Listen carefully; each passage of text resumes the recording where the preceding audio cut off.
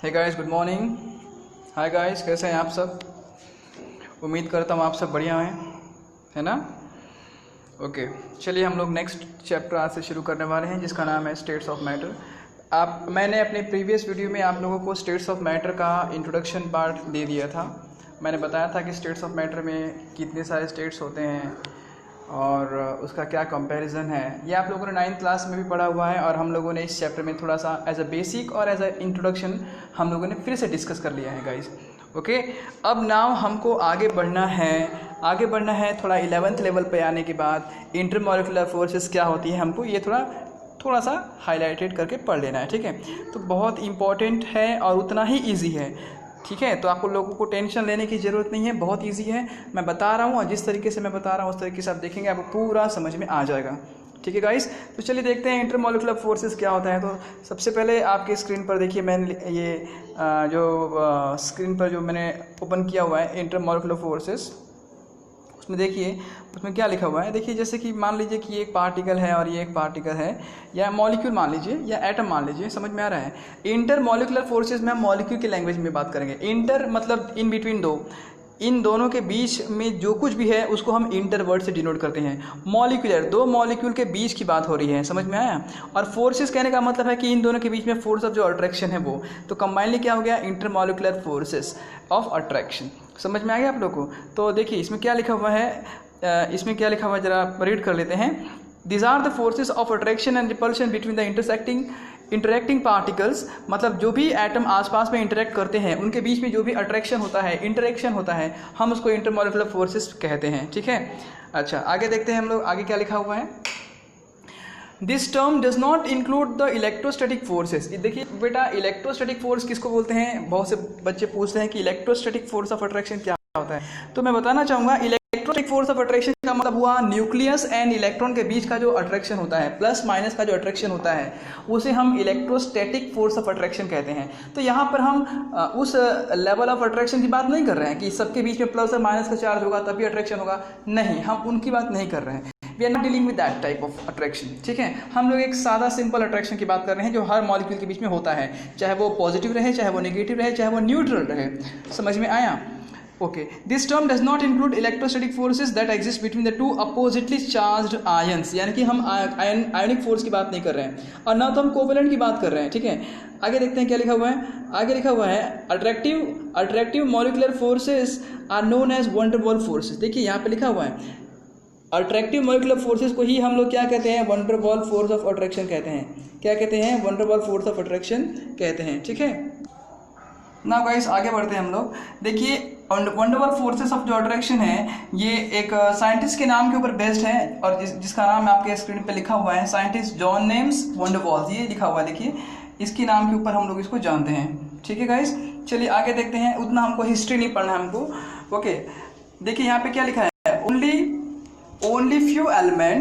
only few elements can participate in hydrogen bond formation, therefore it is treated as a separate category। यानी कि हम लोग hydrogen bond को इस category में काउंट नहीं करते हैं। Hydrogen bond is not the part of wonder Waals forces. Actually देखिए वंडर वॉल फोर्सेस जो होते हैं बहुत ही कमजोर होते हैं। अगर मैं कहूँ आप लोगों की, जैसे कि किसी डस्टर के ऊपर कोई डस्ट आ जाता है तो डस्ट पार्टिकल उसके सरफेस से चिपक जाता है, तो जो भी चिपका है, तो आपने किसी फेविकॉल से तो चिपकाया नहीं है, किसी गोंद से तो नहीं चिपका है, वो अपने आप चिपक गया है। तो these are the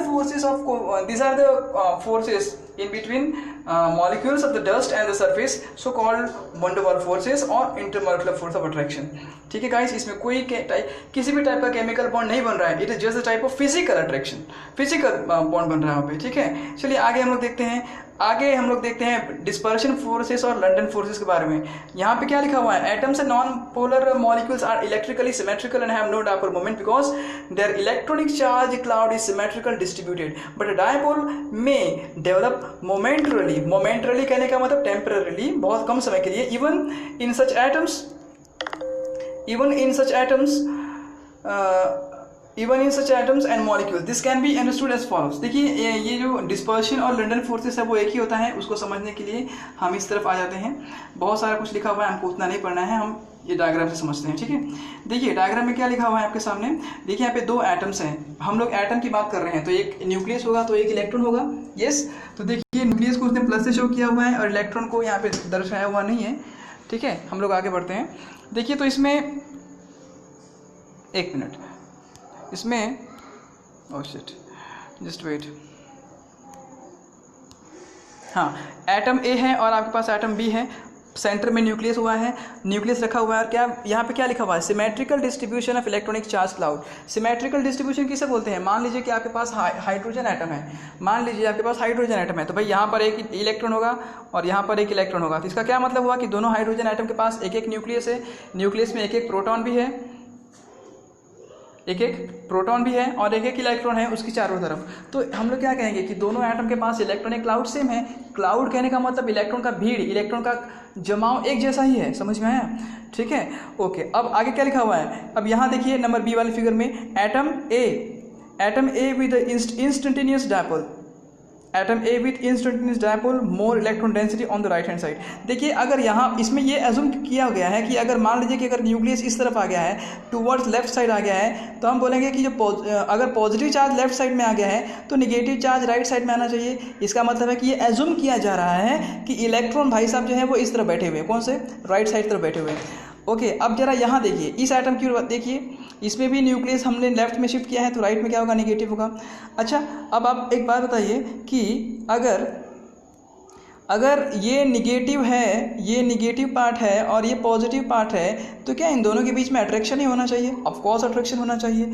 ओके, तो दिस इज मतलब ऐसा होता नहीं है और ये किसी ने देखा नहीं है। It is just the type of assumption and it is a way that how can we convey our knowledge, how can we convey our message to others। हम लोग कैसे डिलीवर करें, कैसे समझाएं कि हाँ भाई दो मॉलिक्यूल के बीच में अट्रैक्शन हो रहा है, ये उसका एक तरीका होता है और कुछ खास नहीं। ठीक है गाइस, समझ में आ गया आप लोग को? तो हम लोग ये बोलते हैं कि हाँ भाई यहाँ पे माइनस है, यहाँ पे प्लस है, तो इन दोनों के बीच में अट्रैक्शन हो जाएगा और इस तरीके से दो एटम आपस में चिपक जाएंगे। भले ही टेम्पररीली यानी कि परमानेंटली नहीं चिपक सकते, परमानेंट के लिए चार्ज चाहिए, यहाँ पे कोई चार्ज नहीं है। ठीक है, ये एक समझाने का तरीका है। चलिए आगे बढ़ते हैं। तो हम लोगों ने क्या देखा? हम लोगों ने देखा डिस्पर्शन फोर्सेस और London forces between atom, which is the type of physical force of attraction, not the chemical one. ठीक है, लाइक जैसा कि हम लोगों ने ऊपर में देखा वैसा ही नीचे भी दिखाई दे रहा है। अब इसमें देखिए, इसमें क्या दिखाई दे रहा है भाई कि अब ये न्यूक्लियस राइट साइड चला गया है। अगर ये न्यूक्लियस राइट साइड चला गया है तो यहाँ तो ये वाला पार्ट जो है वो पॉजिटिव हो गया है, ये पॉजिटिव हो गया है। अब देखिए इसमें भी जो न्यूक्लियस है वो राइट साइड चला गया है, तो लेफ्ट साइड में नेगेटिव पार्ट है। ठीक है, तो इस नेगेटिव और पॉजिटिव के बीच में अट्रैक्शन हो रहा है, तो वन सेकेंड ये वाला जो पार्ट जो है आपस में पास आ जाएगा। पास आने का मतलब है कि यहाँ पर क्या होगा? अट्रैक्शन बढ़ जाएगा। And this is nothing but the London forces और डिस्पर्शन फोर्सेस। ठीक है गाइस, तो आप लोगों को समझ में आ गया होगा कि इसमें क्या हो रहा है। It is just the type of what? Physical force of attraction. ठीक है गाइस, ओके। अब चलिए हम अब आगे बढ़ते हैं। नेक्स्ट टॉपिक जो भी है आप इसमें देखते हैं हम लोग। नेक्स्ट टॉपिक क्या है? नेक्स्ट टॉपिक देखिए, इसमें आपकी स्क्रीन पर है London forces and dispersion forces के बारे में हम लोगों ने पढ़ लिया है। अब हम पढ़ने जा रहे हैं डायपोल डायपोल फोर्सेस। ये क्या होता है? ये डायपोल डायपोल फोर्स क्या होता है? नाम से ही समझ में आ रहा है। एंड पहले मैं बता रहा हूँ आप लोगों को, इस चैप्टर में बहुत सारे इन्फॉर्मेशन मतलब बहुत सारा थियोरेटिकल पार्ट दिया हुआ है, आपको उसके ऊपर नहीं जाना है। आपको क्या किस पे ध्यान देना है? आपको ध्यान देना है मेन टॉपिक के ऊपर। समझ में आया? देखिए मेन टॉपिक यहाँ पर डायग्राम में देखिए, आपको डिस्कस करना है डायपोल डायपोल फोर्सेस। तो क्या होता है डायपोल डायपोल फोर्सेस? तो पहले डायपोल क्या होता है आपको ये पता रहना चाहिए। देखिए बच्चों, डायपोल कहने का मतलब होता है दो पोल। दो पोल कहने का मतलब अपने देखिए मैग्नेट, अगर आप लोगों ने सुना होगा साउथ एंड नॉर्थ पोल, तो जैसे हम लोग उसमें north pole and south pole बोलते हैं, वैसे इसमें भी पॉजिटिव और नेगेटिव पोल बोलते हैं। तो डायपोल किसी ने पूछा तो क्या बोलेंगे? जिस मॉलिक्यूल में नेगेटिव और पॉजिटिव पोल दोनों एक साथ आमने सामने होते हैं, आमने सामने कहने का मतलब प्रेजेंट रहते हैं, हम उसको डायपोल कहते हैं। जिसमें अगर कोई ऐसा एग्जाम्पल दिया गया आपको जिसमें कि दोनों के दोनों पॉजिटिव ही हैं, मान लो हाइड्रोजन एटम है, यहाँ पर H है और यहाँ पर भी H है। अगर यहाँ पर दोनों H है और दोनों के पास प्लस चार्ज है, इसका मतलब है कि वो नॉन पोलर है, पोलर नहीं कहला सकता। अगर यहाँ पे मैंने एग्जांपल दिया Cl का, Cl बॉन्ड Cl का, ये भी नेगेटिव है, ये भी नेगेटिव है, तो ये भी नॉन पोलर है, इसको भी पोलर नहीं कहा जा सकता। तो पोलर किसको कहेंगे? पोलर कहेंगे HCl को। क्यों भाई? HCl को मैंने पोलर क्यों कह दिया? क्या कारण है कि मैंने HCl को पोलर कर दिया? क्योंकि हाइड्रोजन पर डेल प्लस का चार्ज आएगा और Cl पे डेल माइनस का चार्ज आएगा।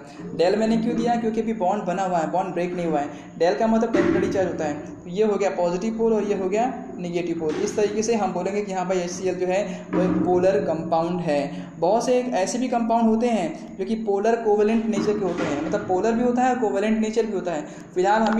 फिलहाल इसमें हमको फोकस करना है केवल पोलर पे, डायपोलर इस वर्ड पे। ठीक है गाइस, ओके, समझ में आ रहा है आप लोग को।